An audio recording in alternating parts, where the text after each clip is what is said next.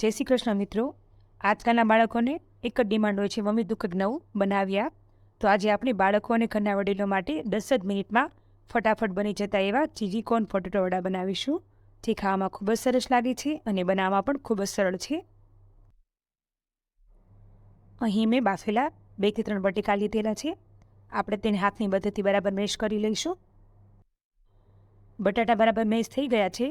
હવે આપણે તેમાં 1 ટેબલસ્પૂન જેટલા કાચું દ્રાક્ષ, 1 ચમચી મીઠું, 2 ચમચી જેટલું સૂકા ટોપરાનું ખમણ, 1 ચમચી આદુ મરચાંની પેસ્ટ, 1 ચમચી જેટલો આમચૂર પાવડર અને કોથમીર નાખીને બરાબર મિક્સ કરી લઈશું. બટાટાનું સ્ટફિંગ રેડી થઈ ગયું છે. આપણે તેને સાઈડમાં મૂકી દઈશું.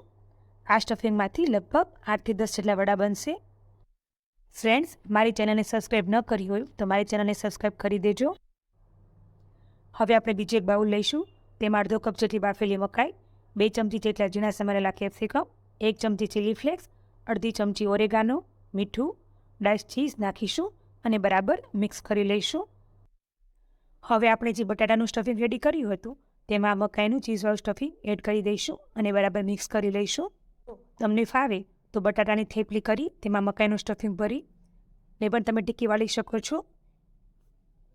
હવે આપણે થોડું સ્ટફિંગ હાથમાં લઈને ગોળ વાળીને આ રીતે નાની નાની ટિક્કીનો શેપ આપી દઈશું. મેં આ રીતે બધી ટિક્કી વાળી લીધેલી છે. હવે આપણે તેને 5 થી 10 મિનિટ માટે રેસ્ટ આપીશું.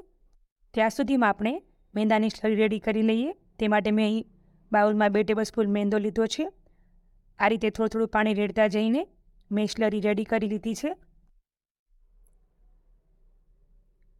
ટિક્કીના ઉપરના કોટિંગ માટે મેં અહીં ઝીણો રવો લીધેલો છે. ટિક્કીને આ રીતે સ્લરીમાં બધી બાજુ ડીપ કરવાની છે. ત્યારબાદ રવામાં આ રીતે બધી સાઈડથી બરાબર કોટિંગ કરવાનું છે. બધી ટિક્કીને આ રીતે ડીપ કરીને રવામાં કોટ કરી લઈશું. આપણી ટિક્કી હવે રેડી થઈ ગઈ છે. હવે આપણે તેને તળી લઈશું. ફ્રાય કરતી વખતે ગેસ મીડિયમ જ રાખવાનો છે. આપણે ધીમા તાપે બધા જ વડા તળી લઈશું.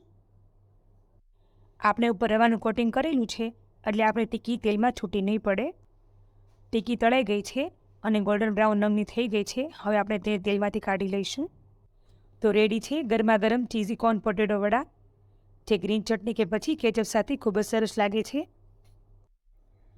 તમને મારી આ રેસીપી કેવી લાગી તે કમેન્ટ બોક્સમાં જણાવજો અને મારી ચેનલને લાઇક, શેર અને સબસ્ક્રાઈબ કરજો. Thanks for watching.